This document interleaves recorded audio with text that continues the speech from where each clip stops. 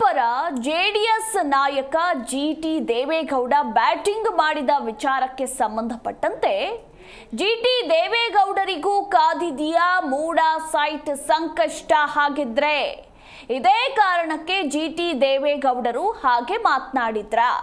ಹಾಗಿದ್ರೆ ಸಿಎಂ ಪರ ಜಿಟಿಡಿ ಹಾಗೆ ಮಾತನಾಡಿದ್ದು ಯಾಕೆ ಅನ್ನೋ ಸಾಲು ಸಾಲು ಪ್ರಶ್ನೆಗಳು ಮೂಡಿ ಬರ್ತಿದೆ. ಜೆಡಿಎಸ್ ಬಿಜೆಪಿ ನಾಯಕರಿಗೆ ಮುಜುಗರ ತಂದಿತ್ತು ಜಿಟಿ ದೇವೇಗೌಡರ ಮಾತು. ಮೊನ್ನೆ ಮೈಸೂರಿನಲ್ಲಿ ನಡೆದ ದಸರಾ ಉದ್ಘಾಟನಾ ಸಮಾರಂಭದಲ್ಲಿ ಮಾತನಾಡಿದಂತಹ ಜಿಟಿ ದೇವೇಗೌಡರು ಮುಖ್ಯಮಂತ್ರಿ ಸಿದ್ದರಾಮಯ್ಯ ರಾಜೀನಾಮೆ ಕೊಡುವ ಅವಶ್ಯಕತೆನೇ ಇಲ್ಲ, ರಾಜೀನಾಮೆ ಕೊಡೋದೇ ಆದ್ರೆ ಎಫ್ಐಆರ್ ಆಗಿರೋ ಎಲ್ಲ ನಾಯಕರು ಕೊಡ್ಲಿ ಅಂತ ಕೇಂದ್ರ ಸಚಿವ ಎಚ್.ಡಿ. ಕುಮಾರಸ್ವಾಮಿಯು ರಾಜೀನಾಮೆ ಕೊಡ್ಲಿ ಅಂತ ಹೇಳಿದ್ರು. ಅದಕ್ಕೆ ಈಗ ಸಾಕಷ್ಟು ಕುತೂಹಲ ಕೂಡ ಮೂಡಿ ಬಂದಿರುವಂಥದ್ದು. ಯಾಕೆ ಹಾಗೆ ಮಾತನಾಡಿದ್ರು? ಸಿಎಂ ಪರ ಹಾಗೆ ಮಾತನಾಡಿದ್ದು ಯಾಕೆ? ಇತ್ತ ಜಿಟಿ ದೇವೇಗೌಡರಿಗೂ ಮೂಡಾ ಸೈಟ್ನ ಸಂಕಷ್ಟ ಕಾದಿದೆಯಾ ಎಂಬ ಸಾಲು ಸಾಲು ಪ್ರಶ್ನೆಗಳು ಮೂಡಿ ಬರ್ತಿದೆ. ಜೆಡಿಎಸ್ ಬಿಜೆಪಿ ನಾಯಕರಿಗೆ ಜಿಟಿಡಿ ಅಂದು ಮಾತನಾಡಿದಂತಹ ಮಾತುಗಳು ಸಾಕಷ್ಟು ಮುಜುಗರಕ್ಕೂ ಕೂಡ ಈಡು ಮಾಡಿತ್ತು. ಮುಖ್ಯಮಂತ್ರಿ ಸಿದ್ದರಾಮಯ್ಯನವರು ರಾಜೀನಾಮೆ ಕೊಡೋ ಅವಶ್ಯಕತೆನೇ ಇಲ್ಲ, ಕೊಡೋದೇ ಆದರೆ ಎಫ್ಐಆರ್ ದಾಖಲಾಗಿರೋ ಎಲ್ಲ ನಾಯಕರು ಕೂಡ ರಾಜೀನಾಮೆಯನ್ನ ಕೊಡ್ಲಿ ಅಂತ ಅಂದು ತಮ್ಮದೇ ಪಕ್ಷದ ಎಚ್.ಡಿ.ಕೆ ವಿರುದ್ಧ ಜಿಟಿ ದೇವೇಗೌಡ ಗುಡುಗಿದ್ರು. ಸೊ ಈ ಒಂದು ಹೇಳಿಕೆಗಳು ಯಾಕೆ ಕೊಟ್ಟರು? ಯಾಕೆ ಸಿಎಂ ಪರವಾಗಿ ಮಾತನಾಡಿದ್ರು? ಯಾಕೆ ಸಿಎಂ ಪರ ಬ್ಯಾಟ್ ಬೀಸಿದ್ರು ಅನ್ನೋ ಸಾಲು ಸಾಲು ಪ್ರಶ್ನೆಗಳು ಮೂಡಿ ಬರ್ತಿದೆ. ಮೂಡಾ ಸೈಟ್ನಲ್ಲಿ ಜಿಟಿ ದೇವೇಗೌಡರಿಗೂ ಹಾಗಿದ್ರೆ ಪಾಲು ಇದೆಯಾ? ಸಿಎಂ ರೀತಿ ಜಿಟಿಡಿ ಕುಟುಂಬದವರು ಪಡೆದಿದ್ದಾರಾ ಸೈಟ್ ಎಂಬ ಪ್ರಶ್ನೆ ಮೂಡಿ ಬಂದಿದೆ. ಇತ್ತ ಸರ್ವೆ ನಂಬರ್ 81/2ರಲ್ಲಿದೆ ಜಿಟಿಡಿ ಕುಟುಂಬದ ನಿವೇಶನ. ಹಾಗಿದ್ರೆ 50-50ರ ಅನುಪಾತದಲ್ಲಿ ಕೆಸರೆ ಗ್ರಾಮದಲ್ಲೇ 17 ಸೈಟ್ಗಳನ್ನ ಇವರು ಹೊಂದಿದ್ದಾರಾ? ಜಿಟಿಡಿ ತಂಗಿ ಮಗ ಮಹೇಂದರ್ ಹೆಸರಿನಲ್ಲಿದೆಯಂತೆ ಈ ಸೈಟ್ ಅನ್ನೋ ಮಾಹಿತಿ ಲಭ್ಯವಾಗಿದೆ. ಹೀಗಾಗಿಯೇ ಸಿಎಂ ಪರ ಬ್ಯಾಟ್ ಬೀಸಿದ್ರ ಹಾಗಿದ್ರೆ ಜಿಟಿಡಿ?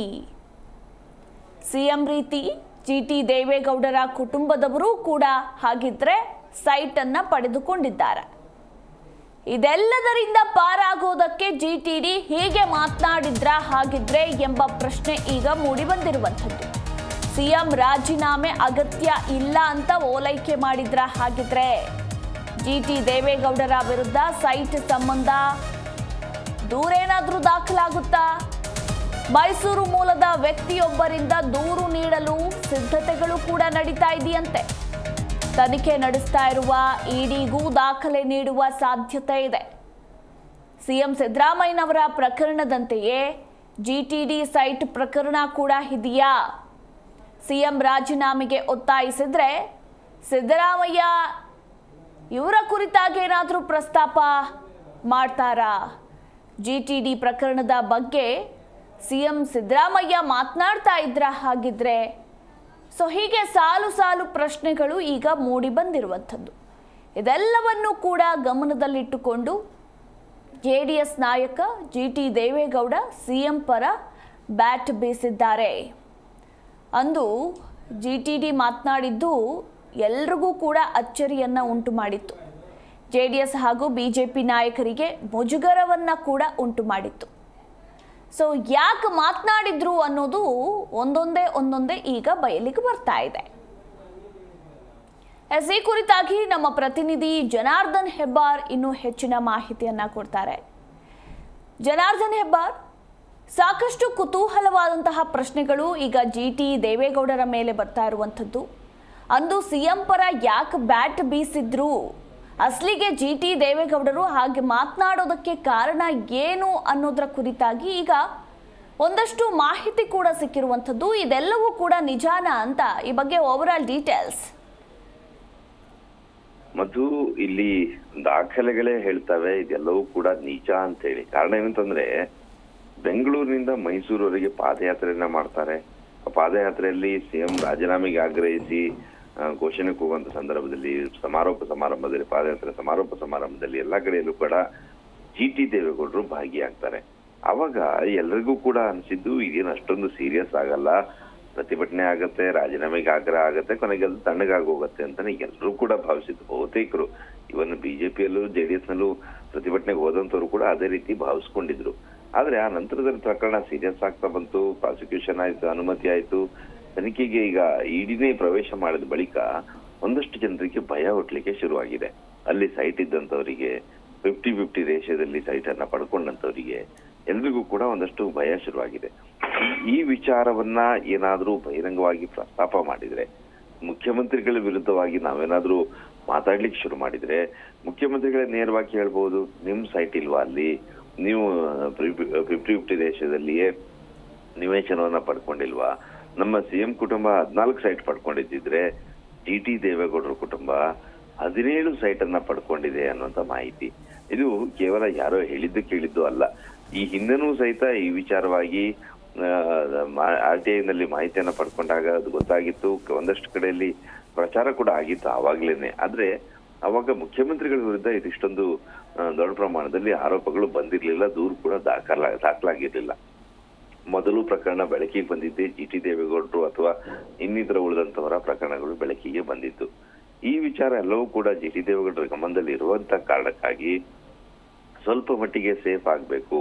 ಯಾಕಂದ್ರೆ ಈ ಜಿಟಿ ದೇವೇಗೌಡರ ಸೈಟ್ ಇದೆ, ಅವ್ರ ಮೇಲೂ ಕ್ರಮ ಆಗ್ಬೇಕು ಅನ್ನೋಂತ ವಿಚಾರವನ್ನ ಕಾಂಗ್ರೆಸ್ ಹೊರತುಪಡಿಸಿದ್ರೆ ಬಿಜೆಪಿ ಅಥವಾ ಜೆಡಿಎಸ್ ಹೇಳುವಂತ ಪರಿಸ್ಥಿತಿಯಲ್ಲಿ ಇಲ್ಲ ಇಲ್ಲಿ. ಯಾಕಂದ್ರೆ ಜೆಡಿಎಸ್ ಬಿಜೆಪಿ ಮೈತ್ರಿ ಆಗಿರುವಂತ ಕಾರಣಕ್ಕಾಗಿ ಎಲ್ಲರ ಕಾನ್ಸಂಟ್ರೇಷನ್ ಇರೋದು ಮುಖ್ಯಮಂತ್ರಿಗಳ ವಿಚಾರವಾಗಿ ಮಾತ್ರ, ಅವರ ಸೈಟ್ ವಿಚಾರವಾಗಿ ಮಾತ್ರ. ಅದಕ್ಕೆ ಎದುರ್ತಾ ಹೋದ್ರೆ ಅಲ್ಲಿ ಇನ್ನೂ ಬೇರೆ ಬೇರೆಯವರ ಸೈಟ್ಗಳು ವಿಚಾರಗಳು ಇದಾವೆ. ಆದ್ರೆ ಎಲ್ಲರ ಗಮನ ಇರೋದು ಮುಖ್ಯಮಂತ್ರಿಗಳ ವಿಚಾರ, ಅದನ್ನೇ ಗಂಭೀರವಾಗಿ ತಗೋಬೇಕು, ಮುಖ್ಯಮಂತ್ರಿಗಳ ರಾಜೀನಾಮೆಗೆ ಆಗ್ರಹಿಸಬೇಕು. ಉಳಿದಂತೆ ಎಲ್ಲವೂ ಕೂಡ ತನಿಖಾ ಸಂದರ್ಭದಲ್ಲಿ ಬಯಲಿಗೆ ಬಂದ್ರೆ ಬರ್ಲಿ ಅನ್ನೋಂಥ ವಿಚಾರದಲ್ಲಿ ಇದ್ದಾರೆ.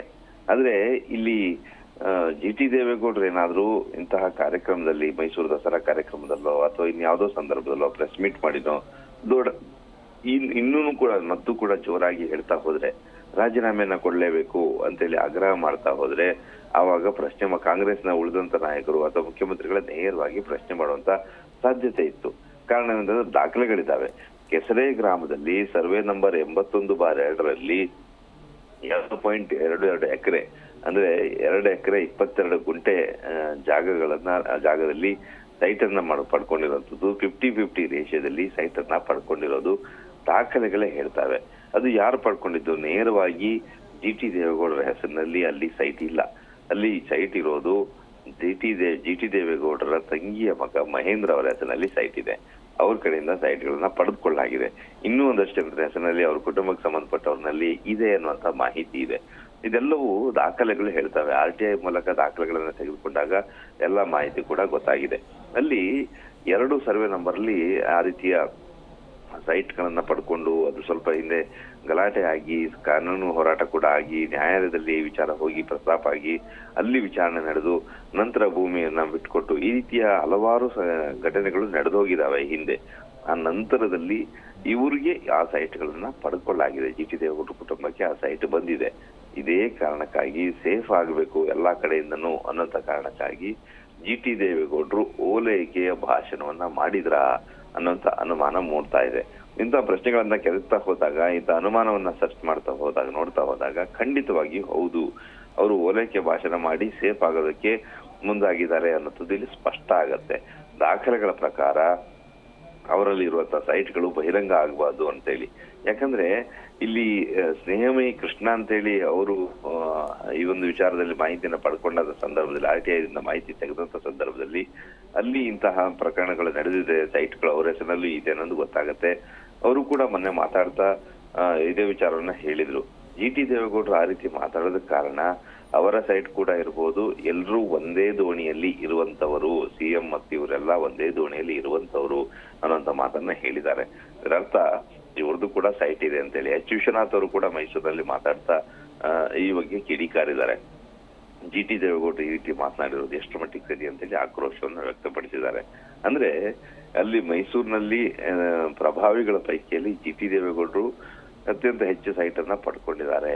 ಇದರಿಂದ ಹೇಗಾದ್ರೂ ಬಚಾವಾಗಬೇಕು ಅಂತೇಳಿ ಈಗ ಇದೇನೇ ಬಚಾವಾಗುವಂತ ಪ್ರಯತ್ನ ಮಾಡಿದ್ರು ಏನೇ ಮಾಡಿದ್ರು ಸಹಿತ ದಾಖಲೆಗಳಿರುವಂತ ಕಾರಣಕ್ಕಾಗಿ ಇದೇ ವಿಚಾರದಲ್ಲಿ ಇಡಿ ತನಿಖೆ ನಡೆಸ್ತಾ ಇರುವಂತ ಹಿನ್ನೆಲೆಯಲ್ಲಿ ಇಡಿಗೆ ಹೋಗಿ ದಾಖಲೆಗಳನ್ನ ಕೊಟ್ಟು ಇದನ್ನು ಕೂಡ ಸ್ವಲ್ಪ ತನಿಖೆ ನಡೆಸಬೇಕು ಅಂತೇಳಿ ಆಗ್ರಹ ಮಾಡುವಂತ ಸಾಧ್ಯತೆ ಇದೆ. ಇದೇ ಹೊಲದಲ್ಲಿ ದೂರನ್ನ ದಾಖಲಿಸಿ ಇನ್ನೊಂದು ದೂರನ್ನ ದಾಖಲಿಸಿ ಜಿಟಿ ದೇವೇಗೌಡರ ವಿಚಾರಣ ಪ್ರಕರಣವನ್ನೇ ಪ್ರತ್ಯೇಕವಾಗಿ ತನಿಖೆಗೂ ಕೂಡ ಆಗ್ರಹಿಸುವಂತ ಸಾಧ್ಯತೆ ಇದೆ. ಅದಕ್ಕಾಗಿ ಮೈಸೂರಿನ ವ್ಯಕ್ತಿಯೊಬ್ಬರು ಸಿದ್ಧತೆಯನ್ನು ಮಾಡ್ಕೊಂಡಿದ್ದಾರೆ ಅನ್ನೋ ಮಾಹಿತಿ ಕೂಡ ಲಭ್ಯ ಆಗಿದೆ. ಮಧು, ಎಸ್, ಥ್ಯಾಂಕ್ ಯು ಹೆಬ್ಬಾರ್ ನಿಮ್ಮೆಲ್ಲ ಮಾಹಿತಿಗಾಗಿ.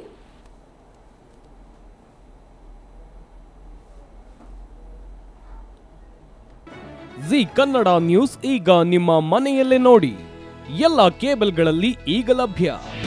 ನಿಮ್ಮ ನೆಚ್ಚಿನ ಜಿ ಕನ್ನಡ ನ್ಯೂಸ್ ಈಗ ಸನ್ ಡೈರೆಕ್ಟ್ ನಲ್ಲಿ number 292, Tata play number 1664, Jio TV number 1334, NXT digital number 30, in cable number 30, city networks 51, U digital number 162, GTPL number 17, Rockline telecommunications number 42, Shri Basaveshwara cable number 168, rural cable network 60, Vinayaka digital 57, Abhishek cable 821, city channel 53, Siddeshwara cable network 57, V4 digital Infotech 628, Surya digital networks 53, Gajanan digital number 836, Malnad infotech private limited number